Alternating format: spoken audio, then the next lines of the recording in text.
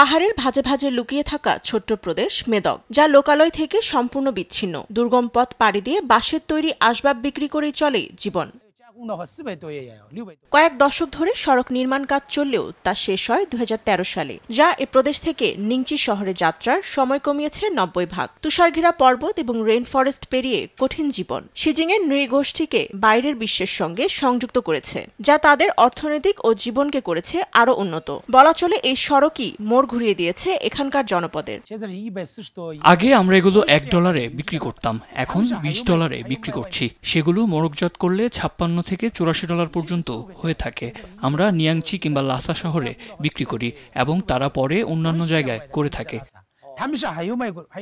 আরেক স্থানীয় জানান, ছোট থেকেই তাদের কাঁধে ভারী ব্যাগ নিয়ে দুর্গম পথ দিয়ে লোকালয়ে যেতে হতো, যা ছিল খুবই কষ্টের ব্যাপার। যোগাযোগ ব্যবস্থা সহজ হয় তরুণ সমাজের জন্যও অনেক সুযোগ তৈরি হয়েছে। স্নাতক সম্পন্ন এক তরুণ কৃষিকাজ শিখে নিজ উদ্যোগে ড্রাগন ফলের গাছ রোপণ করেন। প্রথমে 100 চারা রোপণ দিয়ে শুরু করলেও তা এখন পৌঁছেছে 5 থেকে 6 হাজারে। সেই ফল বিক্রি করে তার আয় হচ্ছে বছরে প্রায় $14,000। উৎপাদিত চা থেকেও ভালো উপার্জন হচ্ছে। কিভাবে উন্নত যোগাযোগ ব্যবস্থা একটি বিচ্ছিন্ন শহরের ভাগ্য পরিবর্তন করে দেয়, তার বড় উদাহরণ চীনের এই মেদক প্রদেশ।